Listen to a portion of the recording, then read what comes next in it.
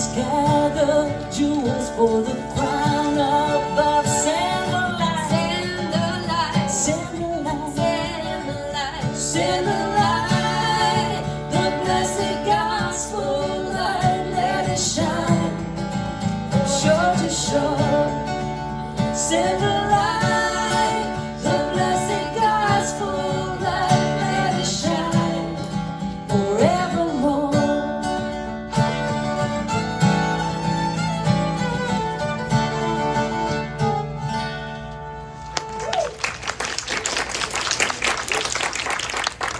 Excellent. It's nice to have Heather here with us again today. Good morning. Good morning. Is anyone here for the first time? Because if you are, you're our guest, and we want to say howdy. Hello. We're glad you're here. We've got a lot going on today. So in order to be able to receive all the blessings that are surely coming, because there is no spot where God is not, right? Let us take a breath. Become still.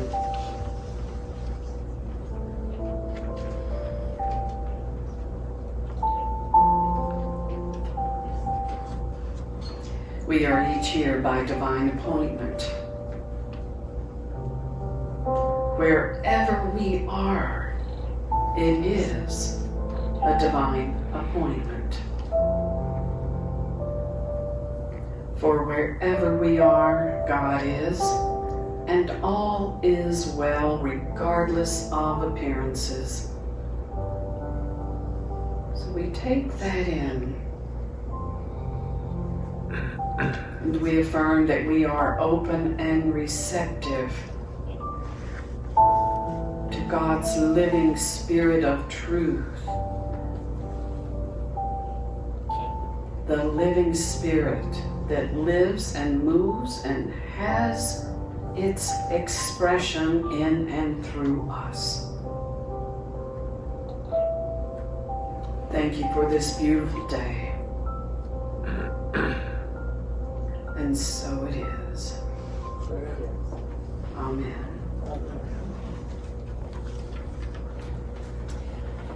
Please stand if you like and are able, and join us in singing Day by Day. The words are in the bulletin.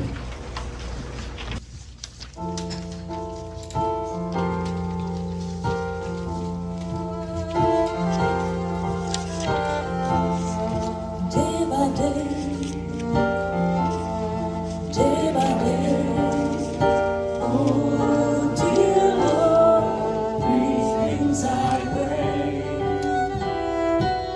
See thee more clearly, know thee more deeply.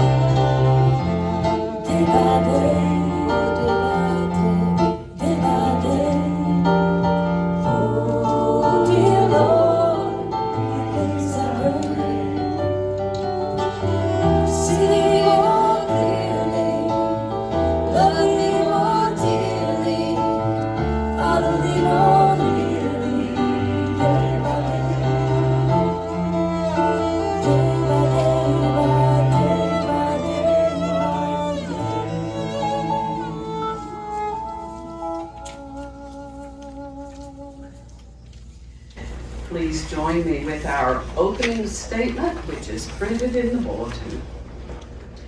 There's only one presence and one power in the universe and in my life, God the good omnipotent.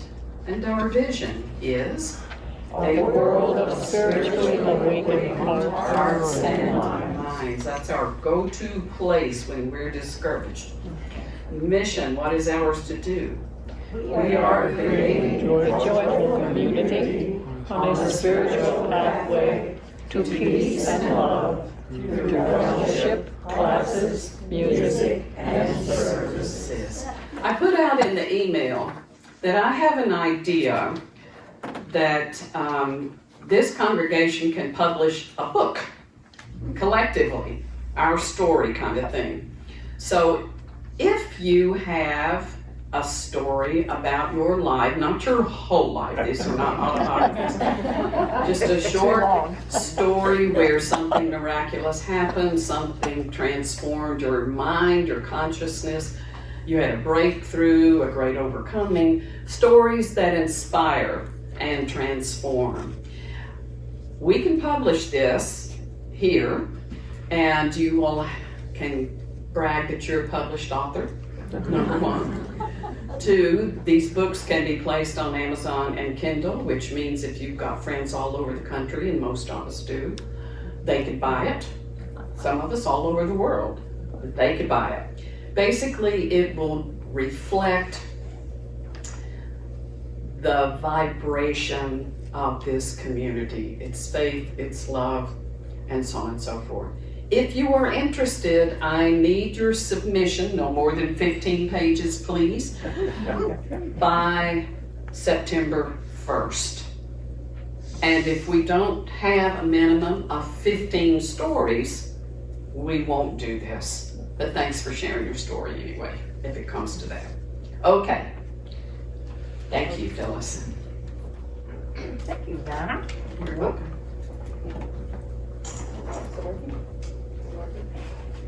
Good morning. Good morning.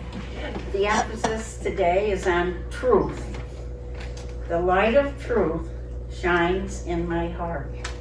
Like a kaleidoscope shifting patterns of dazzling colors, my life is always changing. Some of the changes I may like, and others I may not, but I accept the changes nonetheless.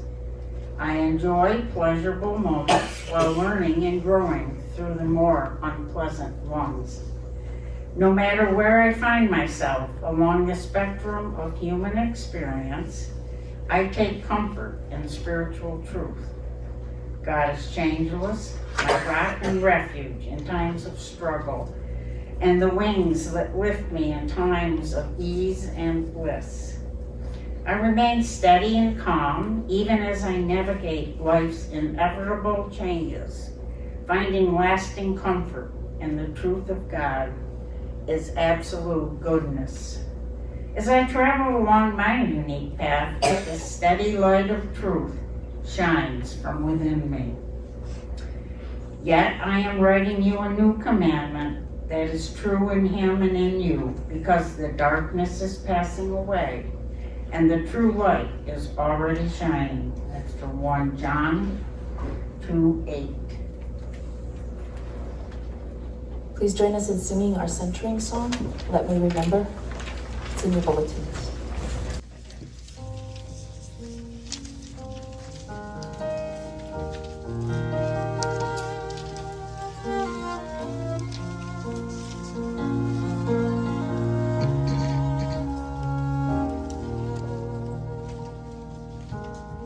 Into holiness would I enter now, for I am surrounded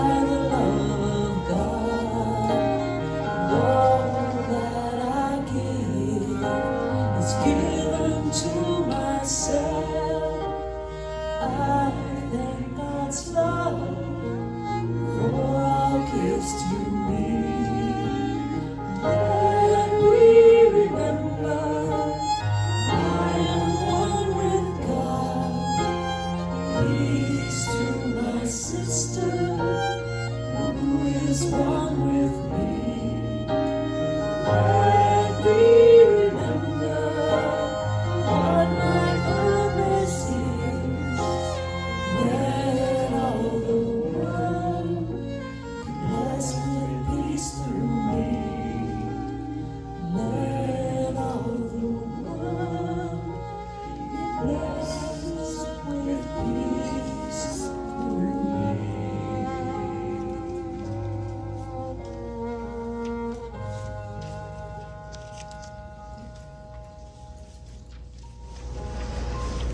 Yes, let us remember what our purpose is.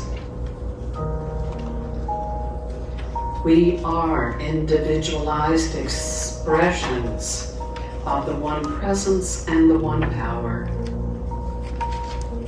And we are here to be the grace of God, to be the love of God, to be the life, the spontaneous life, the happy life,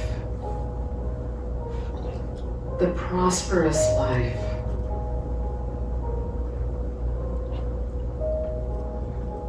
the divine impulse is toward fulfillment and to know the truth that makes us free. Free from all the self-induced, useless, unnecessary suffering that we call the human experience.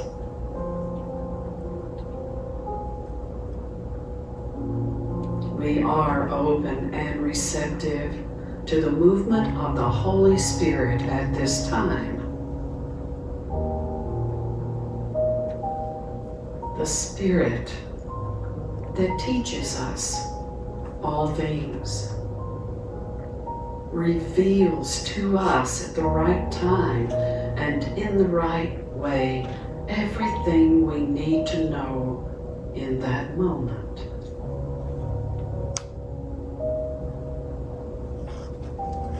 We are love in expression, loving and loved for what we give, we receive. Thank you, sweet Spirit. Let us rest now, just for a few moments in the silence, each one of us offering our own personal prayer.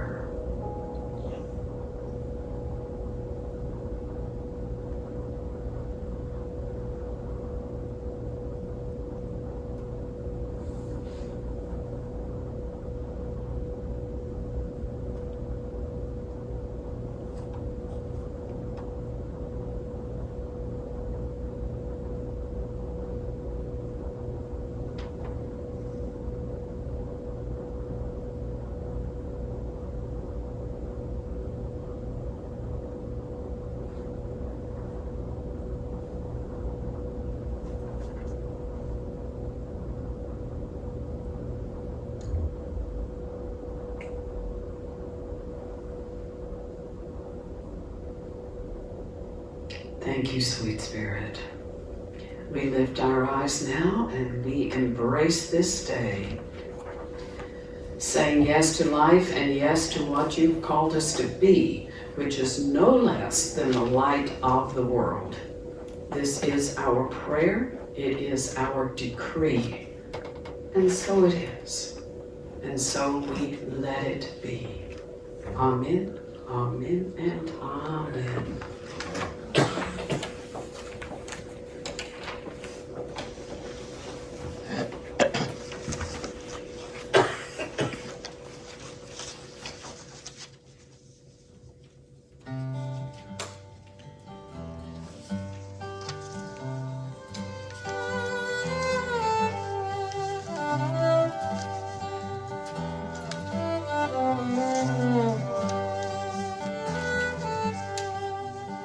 Daylight breaks, shining hope on the street. Misty morning air buzzing, boundless and free. And for a moment all the pain and ache of life fade. Breathe in the newness of today. Step in time with me.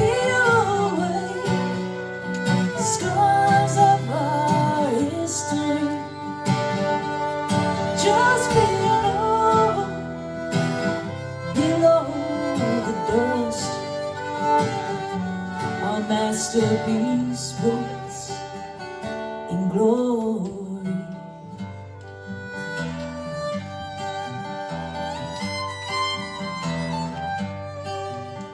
Daylight breaks, another night put to rest. For a short while, the stars make their exodus. We spin endlessly on through our dreams and schemes, weaving life and love and seasons through eternity. Step in time with me, peel away the scars of our history. Just beyond the rough, our masterpiece waits glory.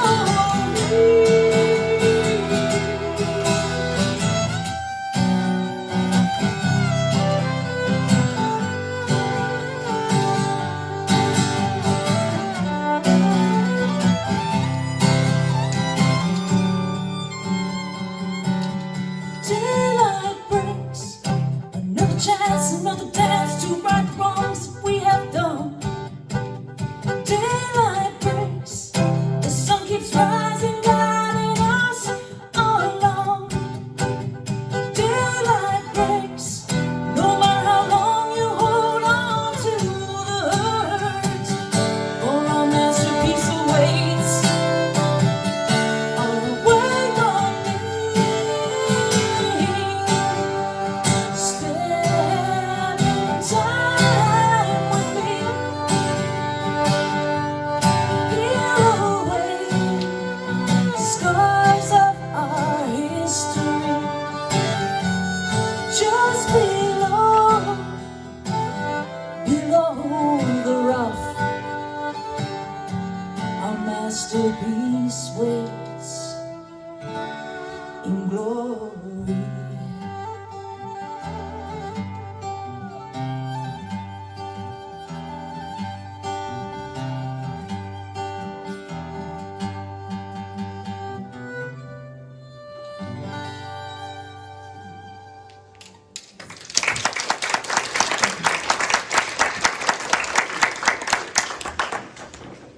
Beautiful as always, just beautiful. We are so blessed, truly.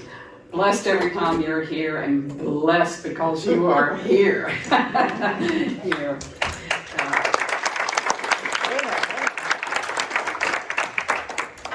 Okay, I want to start by sharing a childhood memory.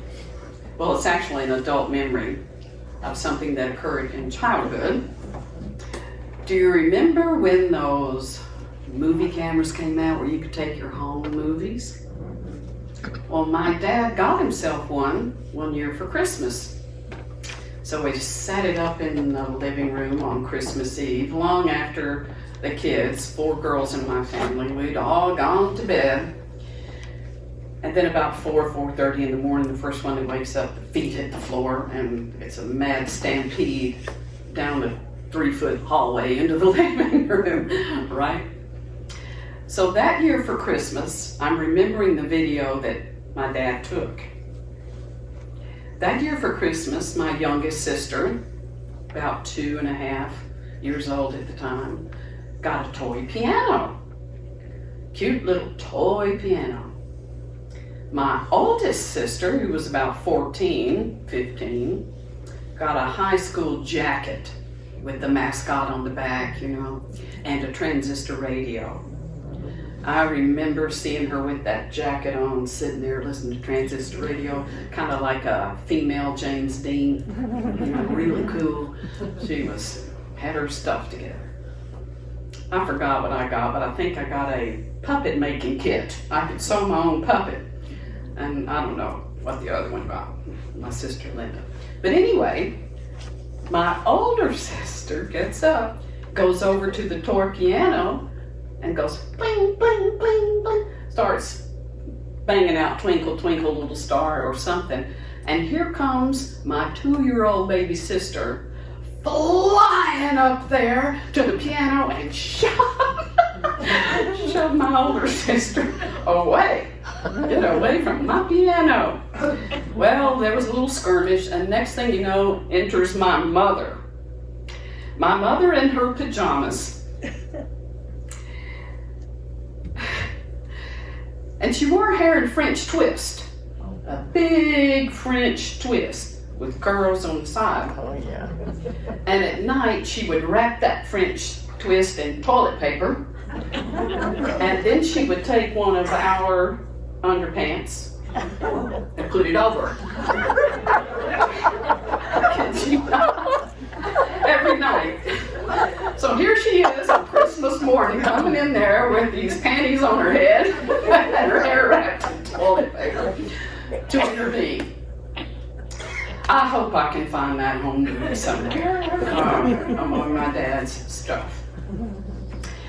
I'm reliving that because it reminds me of how energy follows thought.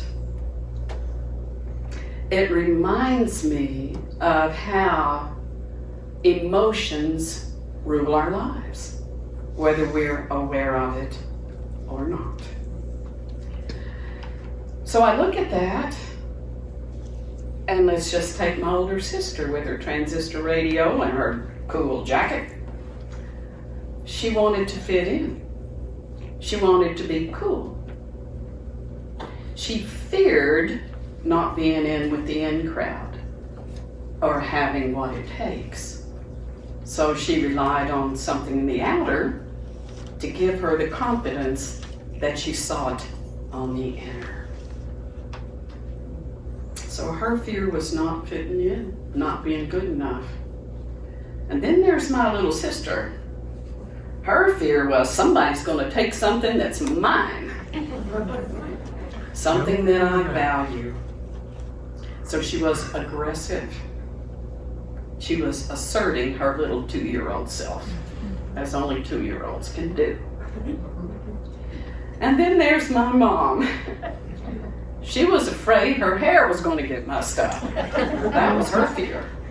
And she went to great lengths every night to preserve its shape. It's true, energy does follow thought, but we're not always cognizant of what we're thinking. Most of our consciousness is unconsciousness. And so we wonder how things can happen in our own personal lives. We wonder how things can be happening in the world. How in the world does this happen? Whatever this is. I want to share a quote from Adam Gopnik. Adam Gopnik is a writer for the New York Times. And I'm going to read this because I want you to hear it in his words entirely.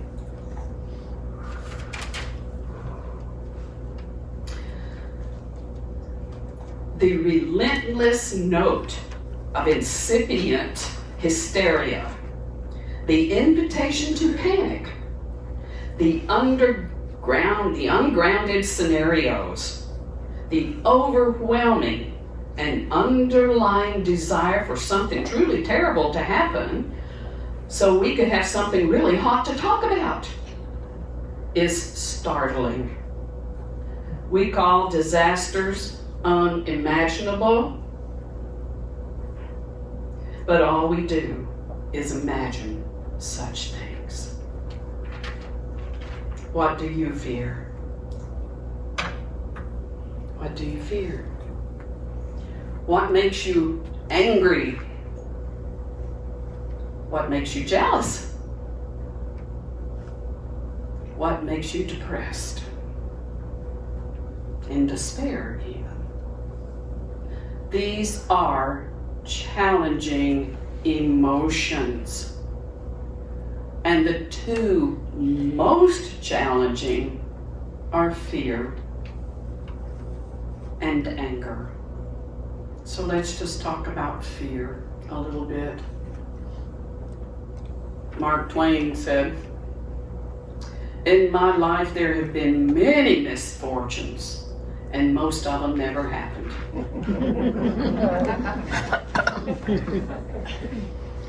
It's true. When we are in the present moment, that's the reality.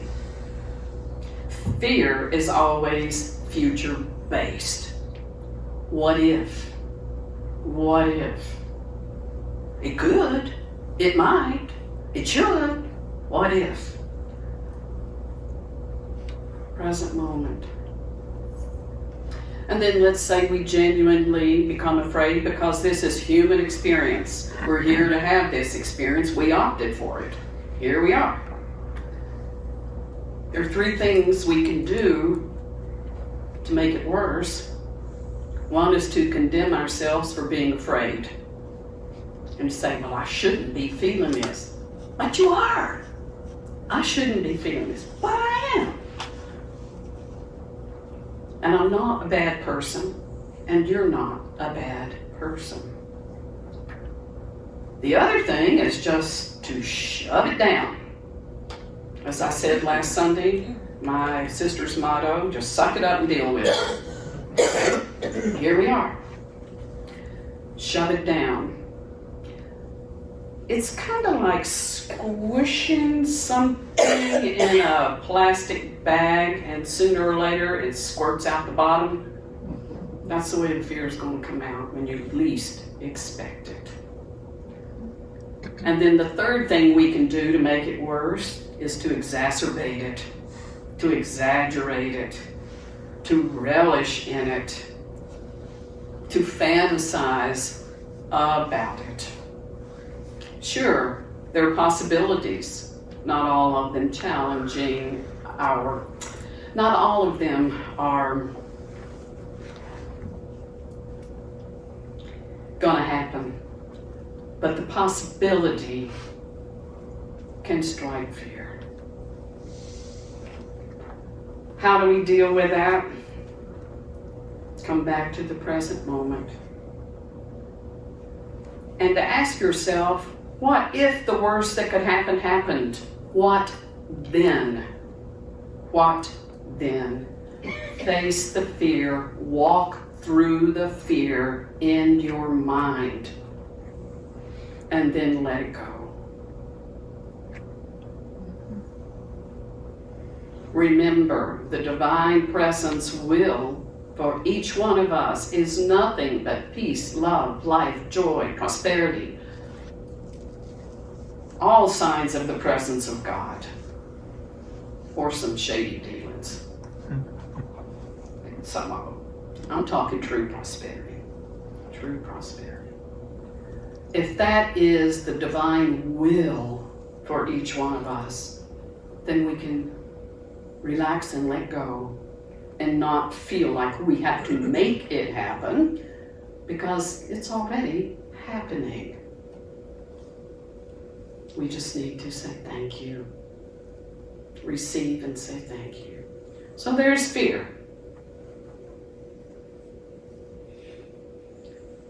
We've all heard false events appearing real. Keep that one in mind when you want to go off the diving board into the deep end. Anger. That one is a little tougher because it just erupts like Mount Vesuvius. Nobody invites anger. It just happens. And then, boy, it's like a dog with a bone. We relive it, and we relive it. And then we want to go tell somebody about it. We can't wait to call our best friend or somebody that we know will listen and just go over it and over it and over it. Study after study has shown that when we vent, it only increases it and ingrains it in our consciousness. Because the little neural pathways up here in our brain, the more we revisit a thought, the deeper that groove gets. Think of snow skiing, going down the mountain over and over and over again. Where the tracks are, you can go faster because you've been there before. Pretty soon, it's a runaway slope. The same is true with the thoughts we entertain in our head. Anger, runaway slope. Along with anger comes a lot of judgment. Shouldn't. How could they? Why me? Somebody ought to do something. All this crazy meditation that goes on based on our emotions.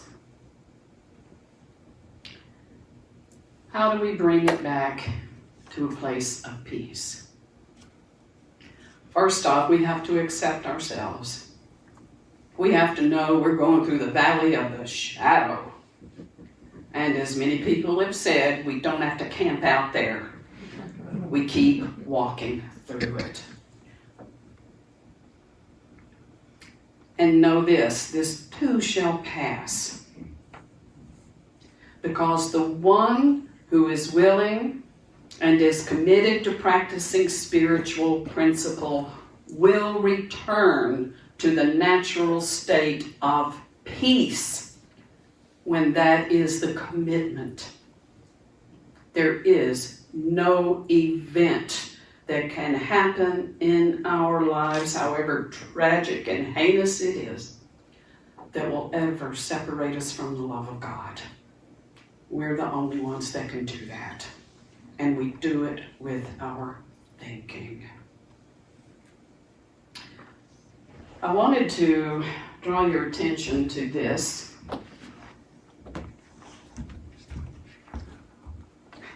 Unusual, huh? Very unusual. This is a peace angel that was gifted to me at a turning point in my life.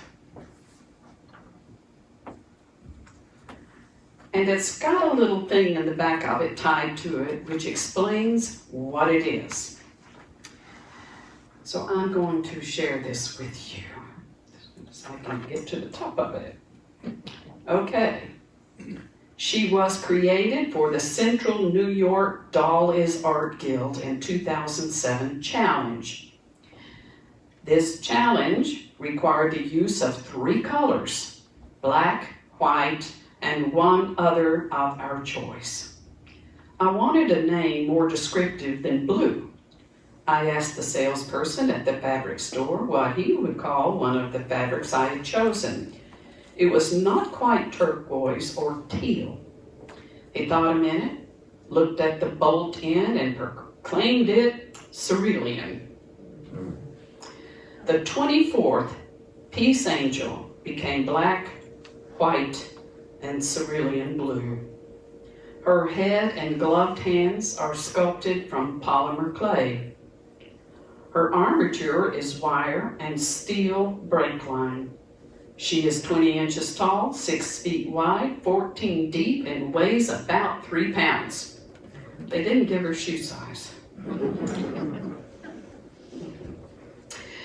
And embedded in all of this fabric is the word peace. And all the angels pray for peace. This angel is an original, one of a kind, art doll.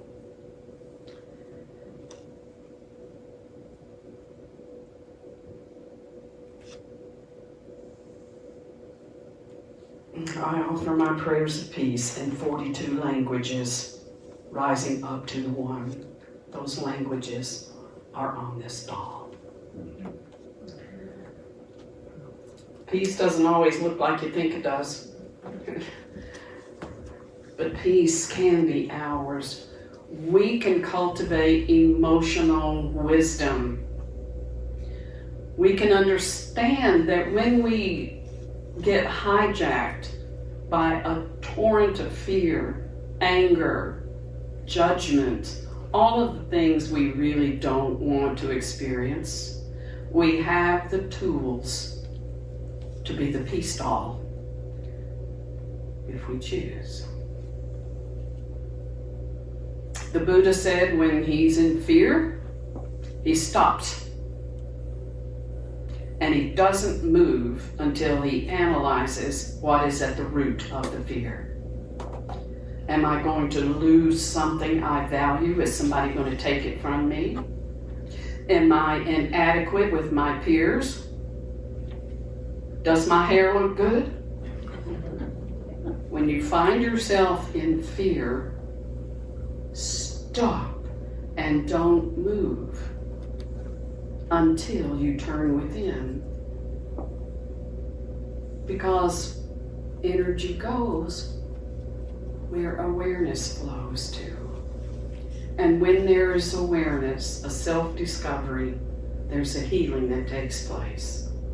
And the energy that flows is the energy of love and peace and joy. Emotional wisdom is yours if you choose it. And so it is.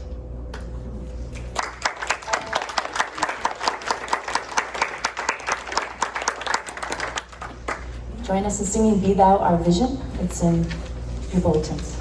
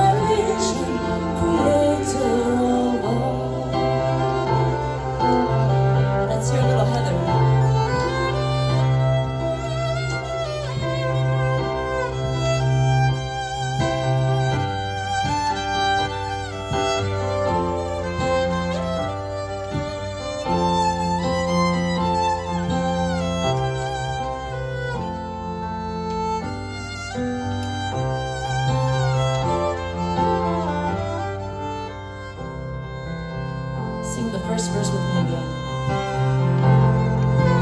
Be thou my vision, O Lord of my heart. Not be all else to me, save that thou art. Thou my best Lord, by day or by night. Waking or sleeping, thy presence my life.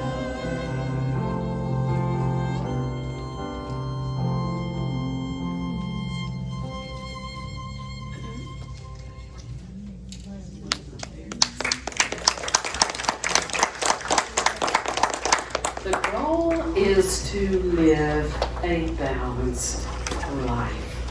So know when your seesaw is tipping, to live a balanced life. To have emotions, but not be addicted to them. or ensnared by them. Emotion, energy in motion, it passes through us unless it gets stuck.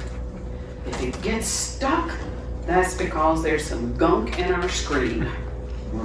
And that's what we need to process in order to live a balanced life. And then we'll see one more thing.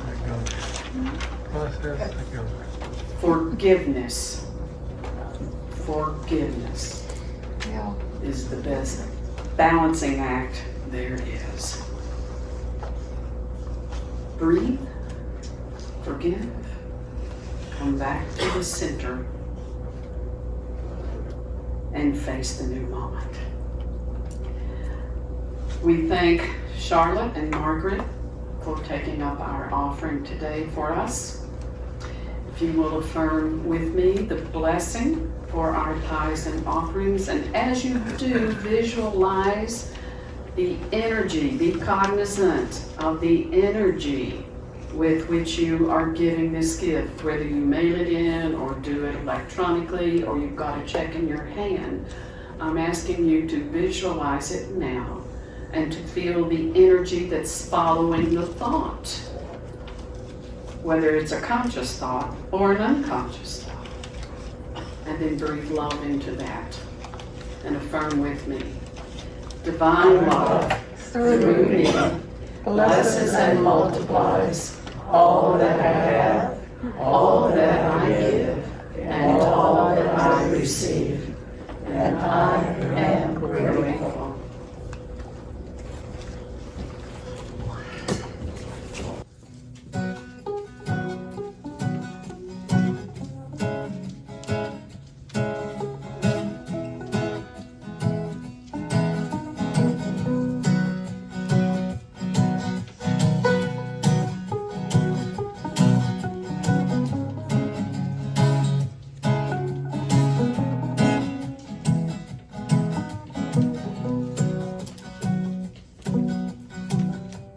Here's a little song I wrote.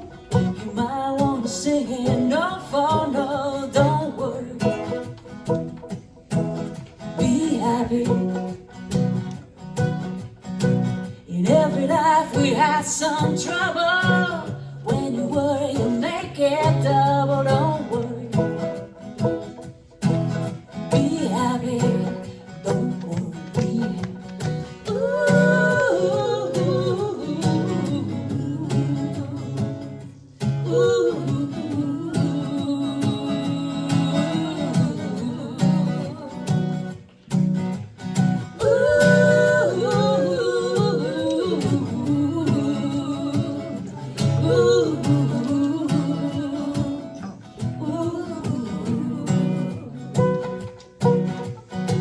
Ain't got no place to lay your head. Somebody came and took your bed. Don't worry. Be happy. The landlord say your rent is late. You may have to litigate. Don't worry.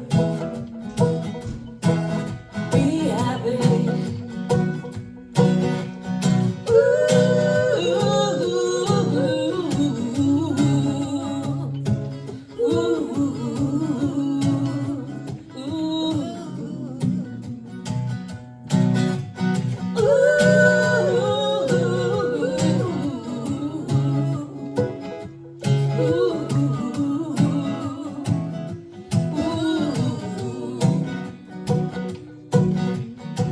Ain't got no cash, ain't got no style, ain't got no one to make you smile. Don't worry.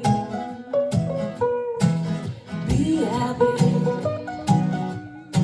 'Cause when you worry, your face will frown. That just brings everybody down. Don't worry. Be happy. Ooh.